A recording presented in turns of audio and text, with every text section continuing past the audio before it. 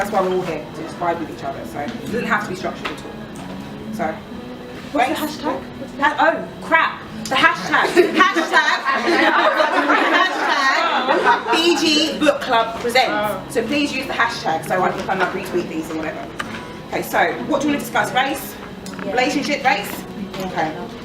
You pick one of these. What race? Okay. I like this one. And this is one that's another person race as well. I'm not going to put your name out there. Is hair a useful way of examining race and culture? Hair. Yeah. Because obviously one of the main themes in the book is black women's hair and how they should have their hair to be accepted. The idea that Auntie Idru, once she passes her exams, stops wearing braids and then relaxes her hair because she wants to do interviews for jobs. Yeah. And then you guys would have seen Solange Don't Touch My Hair recently, the idea that, you know, it's something that's really important to us, but then also argument that are you more black if you wear natural hair, and if you're pro-black, should you wear weave, should you straighten your hair? So is hair a useful way of examining race and culture? What do you think? I wouldn't use useful, I would say important rather than useful. Why would you say that? Because when I think I associate useful with, okay, something which is, okay, it's helpful, it's quite, like, I don't know how to explain it. Is it more kind of functional? Yeah, exactly. It's got a functional purpose, but I think it's important in terms of, I think it's something that shouldn't be overlooked because there were quite a lot of significant differences between Assimilation, like when she went throughout the book. For example, when she got the job and then she felt the pressure to relax her hair. And then her boyfriend at the time didn't really understand why there was that pressure on her. So that's why I say it's important rather than something which is just useful. Okay, so flipping the question out, is hair an important way of discussing race and culture? If so, why? I think it's important because it reflects, and I think that's what Jemima's trying to do. I don't think she's trying to like go deep. My brother, my friends been like, oh no, but like, I like natural hair. But when you walk in with no makeup and natural hair, but like, do you not want to like put some? No, I don't. And I feel like sometimes it's the most annoying thing when, especially in the world that we live in now, and Black Lives Matter and Black men, all that kind of stuff, that I kind of feel like you guys are supposed to champion, and protect, and like defend, but then you want to turn around and be like, oh, I don't like you. But then you want to turn around and be like, oh wait, but you're natural. Like, it frustrates me that the people that are supposed to know the most, apart from us, don't have that willingness to learn, and don't have that willingness to understand, and I don't get it.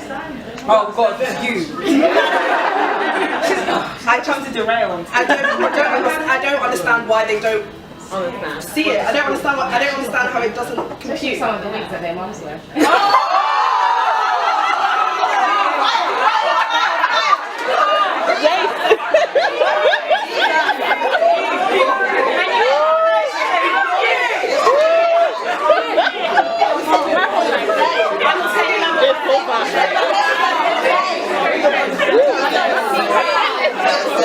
That's why there's nothing in it.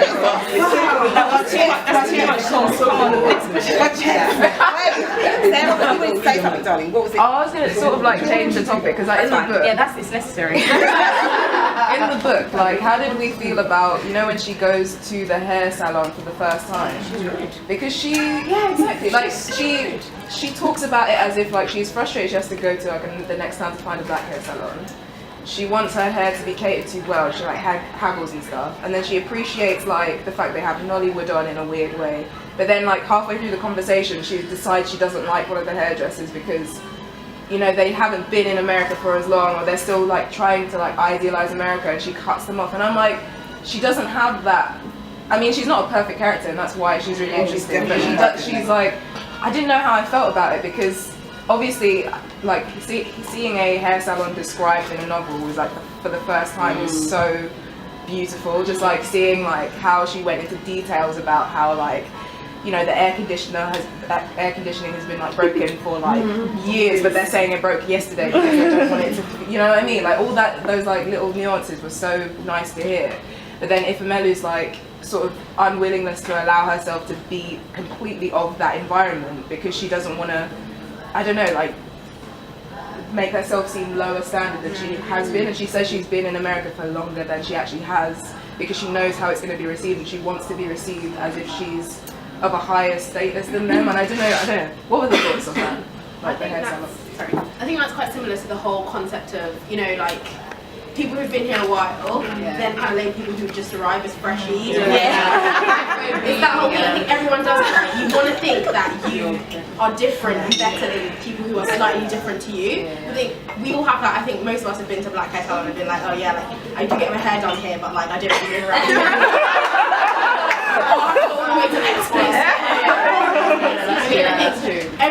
I think this problem with black people in general is that like we all have this issue with helping each other and building each other up, and we're the ones who understand each other the most, but we tend to try and pretend like we don't and kind of alienate each other in that way. So I think it's just that I think she was trying to kind of describe. I thought she did that really well, but she kind of didn't shy away from being like, oh, I feel like I'm better than these people. Can I ask a separate question? Yeah, so it ties into what you were saying. So this is the question that I had, but I was a little bit too intimidated to actually pose to say to you guys. No, it's not your question. So I just wanted to know that. So a little bit about me. I'm half Turkish, half Jamaican, and my Turkish family are from Cyprus. And in Cyprus, the way that they behave there is very different to the way that they behave here. And there's some, and in like obviously not being Nigerian, reading the book, and I'm learning a lot about the culture. I have a lot of Nigerian friends. My ex is Nigerian, so I'm picking up a lot of little bits of drips and drabs. And there were two bits that really struck me the most. And it was the bit about, the first bit was about where they were talking, when she comes back to Nigeria and her friends are talking amongst themselves about the husbands that they want. And there's a part where she says, basically just saying that she's not going to marry him unless this guy buys her a Jeep or something along those lines. And then there's a bit about, I can't remember what specific part of it talks about, but there's a lot of it in the book that I sort of see it as sort of like showiness, so that a need to be superior, sort of like what we were talking about. And like whenever they're talking about things, like even when they're talking about literature, it's always about which is more superior than the other, rather than just talking about it for the sake of talking. And what I wanted to know is how much of that essentially is then carried over into Nigerian and British culture, and if it is carried over at all. Because there's like the bit about sort of like the showiness part. Like I see elements of that. It's like,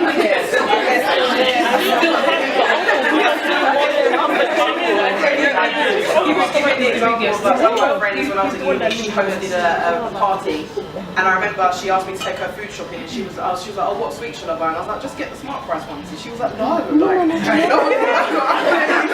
smart price. And to me that was like, why not just get the ones that you can afford? But then the money stuff, I've never really seen any of that here, and so it made me think about how much money It's weird, yeah. It's like not necessarily money, but like my mum will be like, whenever I used to do my hair, I'd be like, let me just cut it. She's like, no, because then people would think that you can't afford to do your hair, stuff like that. And just like little things, so you don't out yourself as within your own community. Like the Nigerian community is like not having as much as the next family over and stuff like that. So it is still here, I'd say, but more in like physical things where you live, like thing, or a masculine Nigerian culture thing, but it is so true that it's like this man needs to be better than that person, or they have to be in this business when this person isn't, and that's where they get involved in fraud, and that's when they get involved in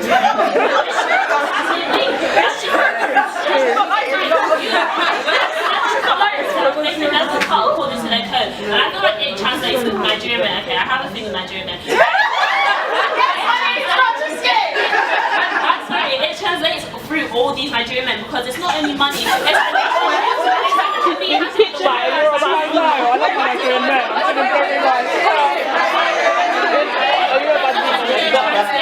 it translates to relationship. Instead of having your wife and family, you have to go and have other concubines. You have to have other.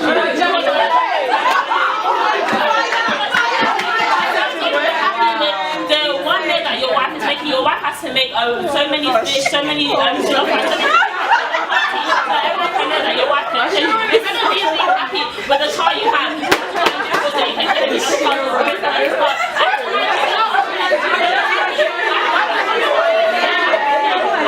Have this complex where they have to be better than other people, and African people have that too. I don't know where that comes from, but I feel that there's such a psychological aspect. Now African people do it too, but you see it more in Nigerian and in African men, because women are going to be the head of the household, and then when they come to this country, they have this really inferiority complex that they cannot handle not being the head of the household. They cannot handle other men doing better than them. And that's what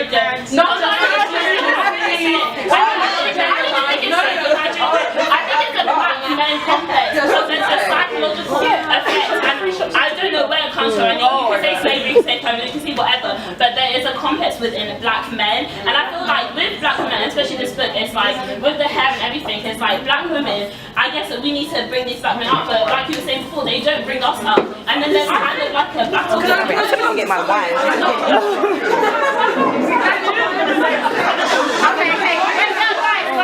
Guys. This lady first, and then. I was just going to ask a supplementary question. This is online with what you were saying. So how much, because I was thinking about this in relation to sort of like black people in general, you know, like the Kanye West line, you know, white people get money, don't spend it, you know, black people get money, buy a business. Like, is it really like, because it still stuck out to me as significantly different to that, if that makes sense, in the sense that I feel like, at least this is my perception of it, in the book, it's like, they buy things for the sake of buying it, not necessarily because they even like it, whereas like, in like let's say like black American culture at least, it's more like they like this stuff, they want this stuff, and then on top of that, they want to look like they're better than everybody else. So is it different, or is it? Well, I think it's about keeping up with appearances. It's like that quote which was used for the quiz. We can't hear you. Okay. It's like the quote which was used for the quiz. I think it's Rania Nudo, and she's saying to Ifemeli, you don't marry the man you love, you marry the man who can best maintain you. I think it's all about, even whether you truly believe it yourself, it's about keeping up that illusion. Like even with the Binze and his wife, she knows that he's gone and doing shocky boy with it. Because they lift you up.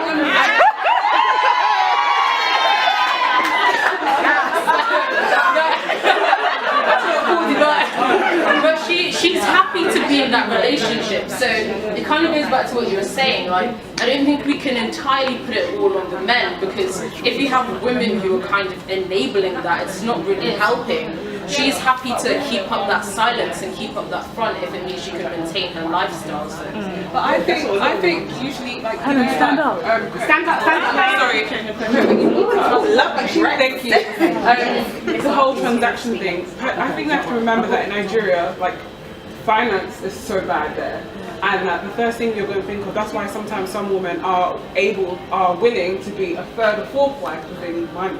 Do you understand? Yeah, so that's why in the book, you know, the guy says, oh, it's not about love, it's about money. Do you understand? Because a lot of us, not all of us, but some of us don't have money, right? And so if you can find someone who does have money, then that's the first thing you're going to think of. That's why, you know, her friend, I can't remember her name, she's thinking about, okay, this guy has money, this guy doesn't have money, but he treats me better, but this one doesn't treat me better, but who would I be able to feed my kids with? Who am I going to be able to put them in a private education? He is. But he treats me like crap, I'm still going to stay. So I think we have to like really think about economical differences. And like, you know, when for me, though I'm not from a very, you know, rich background, my mum has always been able to give me so much. That's why I don't need to show off. Do you understand? Because I don't need to. But sometimes when you come from a background where you don't have it and you feel like it's going to go, you're going to show, you're going to be like, okay, let me buy everything I can get because you never had it. And I think it's just that mentality that has gone on for a very long time,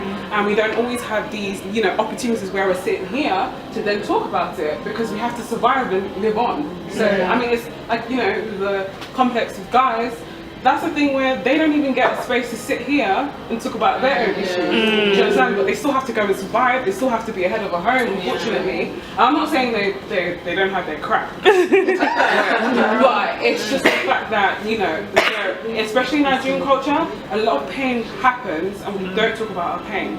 Let's talk about the war that happened. We hardly ever talk about that war, right? But that's the pain that we don't talk about. Sometimes we don't even talk, if we like talk to our parents, they've gone through so much, but you have to get bits and bits and bits of their history over years. That's what I have to say. This behaviour in culture so much, in specific, you know, necessarily black or Nigerian or some other place in West Africa or the Caribbean. I think we have to be very careful about that. Just because, you know, if you have a you know, varied mix of friends, or if you've travelled a lot, you'll notice this behaviour everywhere. Like there's not, in the West there is the phrase, you know, keeping up with the Joneses. Yes, they did go to Africa at some point and, you know, pick up a whole bunch of things. But I'm pretty sure that behaviour has existed since before. Then it's not inherently black. It's not inherently, you know, masculine or feminine. Wanting to keep up. I'm not sure how much we can say that's human nature. The whole human nature concept is very messy. But in a world where we're under a capitalist, you know, structure, and you know the words that you used are so important. You know, about, you know, having resources, what kind of backgrounds that you're from as an individual, but also what kind of landscape you're trying to navigate. These behaviours, there are structural reasons for which they exist, and it's like you said, you know, not having the time to really sit and reflect upon, you know, how are the structures I'm navigating, how are they affecting me and my identity, my behaviour, and the ways in which I treat other people. And also, am I therefore creating space for myself to you know, reflect, to talk about my pain, to let go of it. In some ways, when we don't create that time and that space, because we are so busy, and again, it's not our fault, we make some very unhelpful we create unhelpful language. We perpetuate, you know, very unhelpful and detrimental ideologies, rooting it in blackness. How far are we going to go, you know, forward hand in hand as, you know, black women and black men, or women of colour, and, you know, anyone else? How far are we going to get to understanding one another if we can't really sit and create the time and space to, you know, engage critically the structures and ideologies that make us do what we do? So, you know, sometimes, you know, it's cool, it's, you know, fun, you know, sometimes it's cathartic even to just be like, black men, all men are blood tarts, blah, blah, blah, blah. And there are also ways in which we are But I think it is important to bear all of those elements in mind when we do have this conversation. That it's brilliant, let's be cathartic, let's say exactly what we mean. But when we get the time, let's reflect on, okay, so what are the ways in which I can potentially help myself, first of all, of course. Firstly, you know, self-care is not just indulge weekends, it's taking the time to reflect on, why am I doing this, why am I doing that, what can I do to help myself and, you know, get to where I want to be. But then when I arrive at a stage of help, or if I can bear other people with me on that journey, how can we heal one another too? I just think we should tie all those elements in when we can in the discussion.